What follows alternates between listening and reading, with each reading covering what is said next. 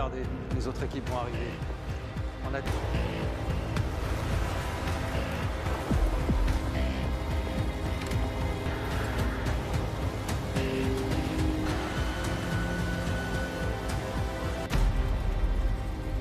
Hai, masih dengan kami Bioskop 62. Ada film seru lagi nih. Suatu film tentang perampokan. Film ini akan diceritakan oleh asisten kami. Monggo guys. Kali ini saya akan membawakan alur cerita film yang berjudul Gangland. Sedikit gambaran di film ini. Jadi, untuk melindungi keluarganya dari raja narkoba yang berkuasa, pencuri terampil yang bernama Mehdi dan tim perampok ahlinya tertarik ke dalam pertarungan yang kejam dan mematikan. Seperti apakah kisahnya? Langsung saja sebelum masuk ke ceritanya, seperti biasa siapkan apa? Ya tentunya Kopai dan Nutbray untuk menemani kalian dalam menonton alur cerita film ini. Dan sekarang kita masuk ke filmnya. Di awal film, diperlihatkan 4 orang profesional bersenjata lengkap dengan kostum pasukan khusus ini hendak menjalankan sebuah rencana perampokan. Pimpinan tim ini adalah Mehdi yang sedang mengintai target mereka menggunakan drone. Lalu ada si kulit hitam bernama Arnaud. Dan yang sedang berada di atas mobil adalah Momo. Dan terakhir yaitu Tony.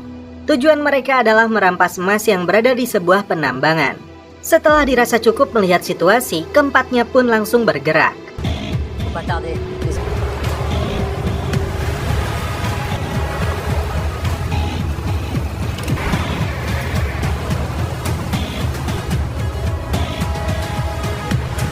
Masuk ke dalam terowongan, mereka langsung membantai kelompok gangster bersenjata yang menjaga lokasi tersebut.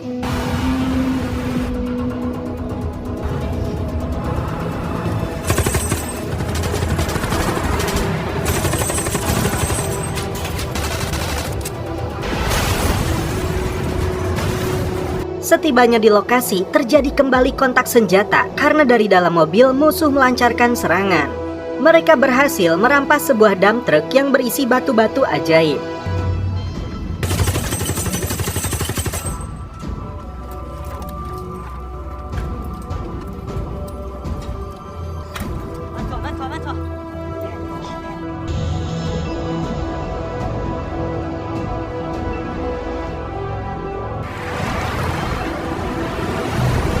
Selanjutnya, kita diperlihatkan 5 pemuda dan pemudi dari kelompok kawanan perampok abal-abal.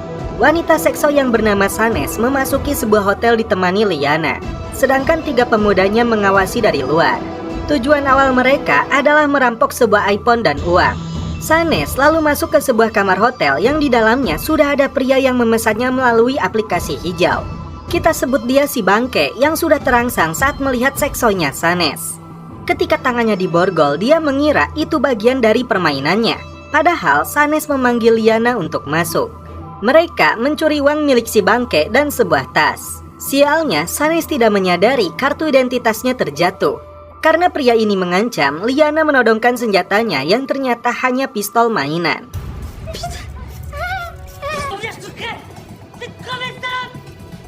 Sanes terkejut karena ternyata dari dalam tas itu ditemukan paket kokain. Meskipun ini tidak mereka rencanakan, tapi Liana tetap membawa pergi kokain tersebut. Kembali ke Mehdi dan kawannya yang sedang menghancurkan batu-batu ajaib tersebut. Ternyata di dalamnya ditemukan banyak emas batangan.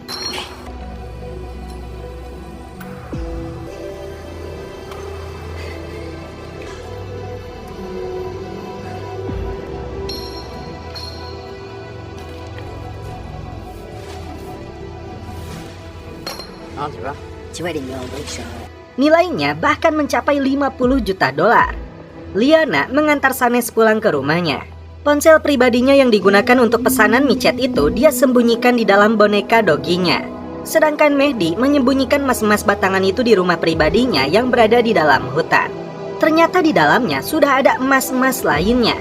Hampir tiap hari Mehdi akan mengunjungi makam adiknya yang bernama Ilyas Belhaj yang meninggal tanggal 15 Maret tahun 2011. Di malam hari, Mehdi dan kawanannya melakukan pesta dengan seluruh keluarga mereka. Di dapur, Tony mengajak Mehdi untuk mengakhiri perampokan ini karena yang sudah mereka miliki sudah cukup. Dia tidak mau terbunuh dan menelantarkan anak-anaknya. Kembali ke kawanan perampok abal-abal ini yang tinggal di sebuah komunitas camper van. Mereka berencana untuk menjual kokain yang mereka curi itu berjumlah 8 kilo kepada seorang pengedar. Dan sekarang kita diperkenalkan dengan seorang mafia kelas atas bernama Sabar. Tak lama kemudian datang saudara sepupunya yang bernama Sofia. Mereka berdua melakukan kontrak pembelian gedung mewah ini sebagai bagian dari pencucian uang dari hasil penjualan narkoba yang menjadi bisnis utama Sabar. Tak lama kemudian datang si Bangke yang ternyata anak buah Sabar. Dia melaporkan pencurian kokain 8 kilo milik Sabar dilakukan wanita panggilan. Sabar mengancamnya untuk segera menemukan kembali kokainnya. Si Bangke yang memiliki kartu identitas milik Sanes tentunya punya rencana. Kembali ke Sanes yang tinggal di rumahnya hanya dengan ibunya saja yang bernama Anissa karena ayahnya sudah meninggal. Ketika Sanes sedang memberi makan kucingnya, tiba-tiba dua pria datang untuk menculiknya. Anissa dipukul lalu dipaksa untuk mengembalikan barang mereka jika putrinya ingin selamat. Teman Liana yang bernama Modi membawa kokain itu ke markas kelompok gangster dengan maksud untuk menjualnya. Dia pun melarang kokain itu untuk ditusuk oleh anggota gangster ini. Apakah Modi berhasil membawa uang hasil penjualannya? Sanes disekap di salah satu bengkel milik Sabar dengan mata tertutup. Sanes dipaksa untuk menyebutkan lokasi ponsel yang digunakan untuk menghubungi Liana dan nomor PIN untuk menyalakannya. Ternyata nomor PIN itu adalah tanggal kematian Ilyas Belhaj. Apakah hubungan Sanes dengan adik dari Mehdi itu? Anissa datang menemui Mehdi yang sedang mengunjungi makam adiknya. Ternyata dia adalah adik dari ketua perampok profesional ini. Dan Ilyas Belhaj adalah suami dari Anissa. Anissa menyalahkan Mehdi karena penculikan putrinya, padahal Mehdi sama sekali tidak tahu karena tidak ada seorang pun yang tahu jika Anissa adalah adiknya. Anissa meminta Mehdi untuk kembali menemukan Sanes. Si Modi yang koplak ini pulang dengan tangan terluka, bahkan tidak membawa uang pembayaran narkoboynya. Tentu saja Liana marah dan nyerocos mengomeli temannya yang koplok ini. Mehdi datang ke rumah Anissa untuk mencari petunjuk pemicu keponakannya itu diculik. Tiba-tiba dia melihat orang mencurigakan dalam mobilnya yang mengawasi rumah ini. Tak perlu basa-basi, Mehdi langsung menghajar si Bangke saat melihat pistol di dalam mobilnya.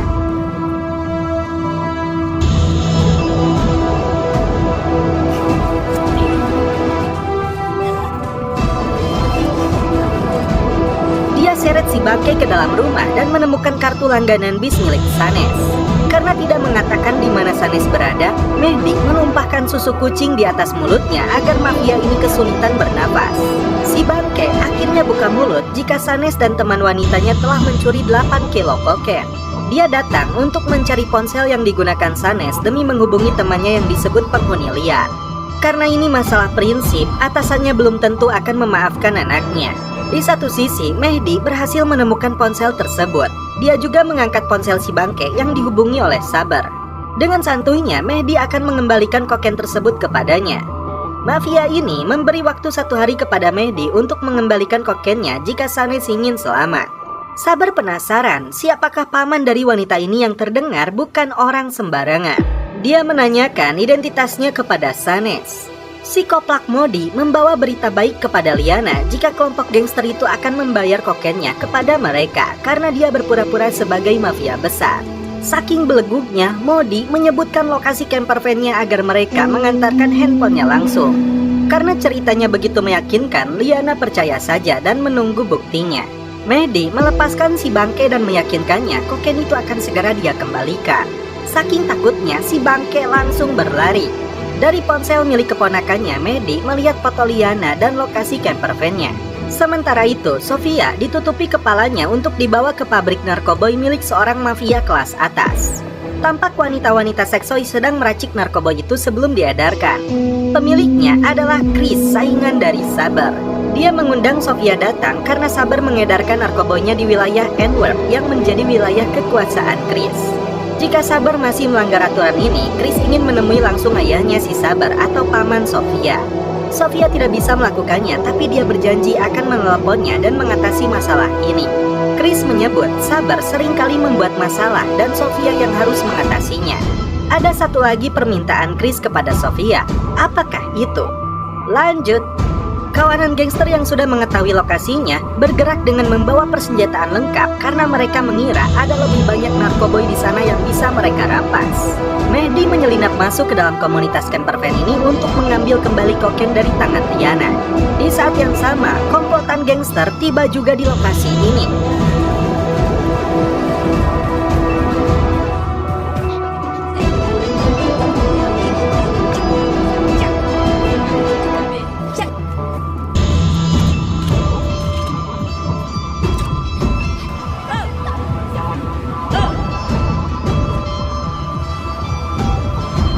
Saat Mehdi mengancam mereka untuk menunjukkan kokainnya, tiba-tiba kelompok gangster itu menyerang mereka.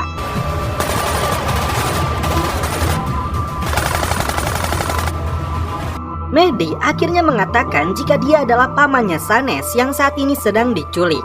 Beberapa musuh dihabisi Mehdi hingga akhirnya mereka berhasil kabur.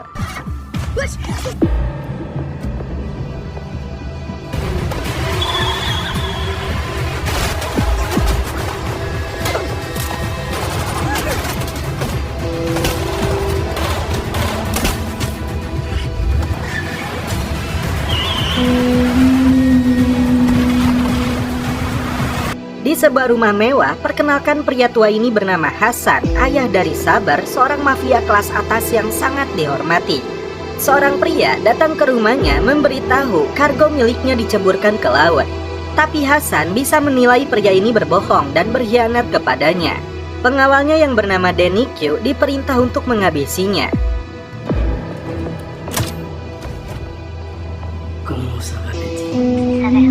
Sofia melaporkan perbuatan Sabar kepada Hasan yang mencari masalah dengan Chris karena mengedarkan narkoboy di wilayah N-World. Sofia minta maaf karena dirinya kehilangan akal untuk menyelesaikan masalah ini. Hasan tidak menyalahkannya, dia hanya minta Sabar untuk meneleponnya jika Sofia bertemu dengannya di bengkel. Sofia memiliki seorang kekasih bernama Antoini yang penasaran ingin bertemu dengan pamannya. Modi menunjukkan kepada Mehdi lokasi dirinya menyerahkan kokain tersebut. Mehdi berencana untuk masuk merampas kembali narkoboynya demi keselamatan Sanes karena waktu yang diberikan hanya 1 hari. Tidak seperti 3 teman prianya, Liana jauh lebih berani untuk ikut masuk ke sana.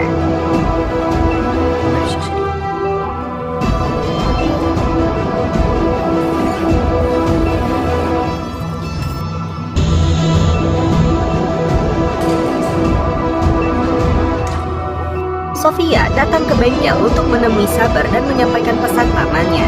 Sabar mengaku menyembunyikan senjata di gudang bawah, padahal ada seorang wanita sedang disekap. Sabar nampak gusar saat dirinya disuruh menghubungi ayahnya. Dia sadar ayahnya pasti marah kepadanya.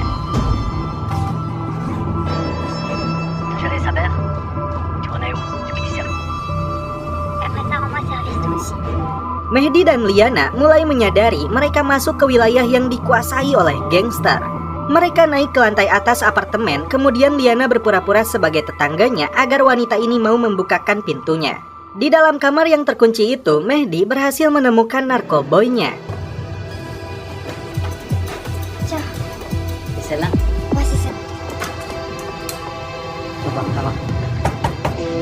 Dia kirim foto kokain itu kepada Sabar. Tak lama kemudian, kawanan gangster itu kembali. Mehdi terpaksa menggunakan anak itu sebagai jaminan agar mereka bisa keluar. Mais je te connais pas, donc elle sait quoi, va te faire enculer. Voilà.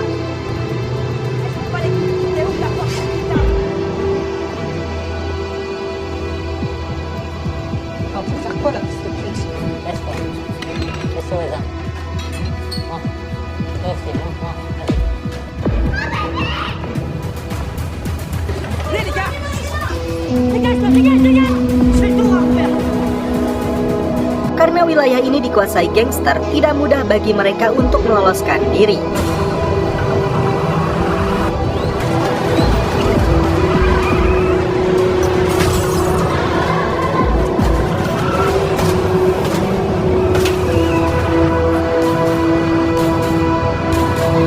T'es un baiser, la vie de ma mère, t'es un baiser. Ta gueule. Gamin, c'était mon ticket de sortie. Sabar menerima pesan tentang kondisi Sanes yang mereka sekap. Sofia menelepon pengacaranya yang bernama Virgil. Dia ingin mengatakan sesuatu tentang Chris, tapi atasannya yang bernama Thierry tidak boleh tahu.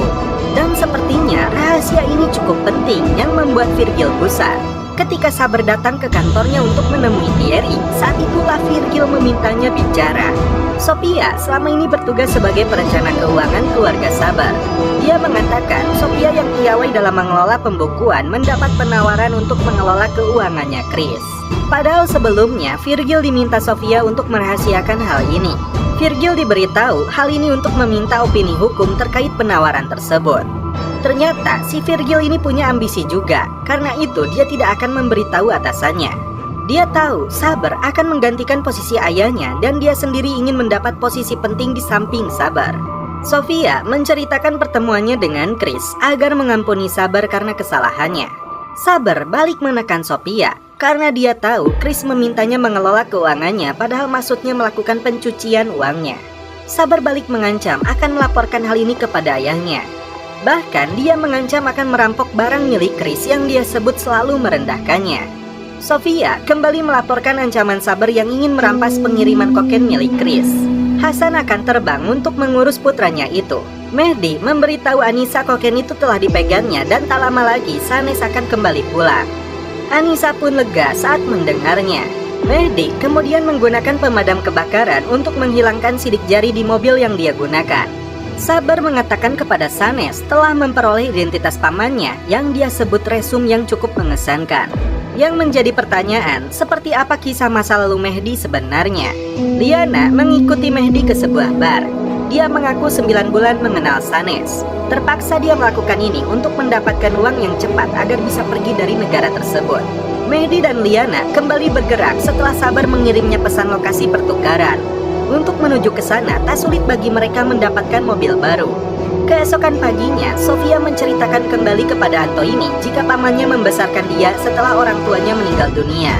Yang membuat Antoini terkejut, Sofia mengatakan pamannya dijatuhi hukuman oleh Antoini selama 10 tahun penjara karena kasus perdagangan manusia. Ternyata Sofia sengaja mendekatinya agar dia mendapat informasi tentang pamannya itu dari Antoini. Meski begitu, Sofia mencintai Antoini, tapi pria ini kapalang kecewa saat mendengar pengakuannya. Mehdi menyerahkan kokain itu kepada Saber di sebuah pelabuhan, tapi mafia ini hanya menunjukkan Sanes berada di sebuah mobil tanpa melepaskannya. Tak cukup dengan 8 kilo itu, Saber memaksa Mehdi untuk merampas 3 kilo kokain yang akan tiba di Antwerp dari mafia lain. Lalu, akankah Mehdi melakukan permintaan ketua gangster mafia ini?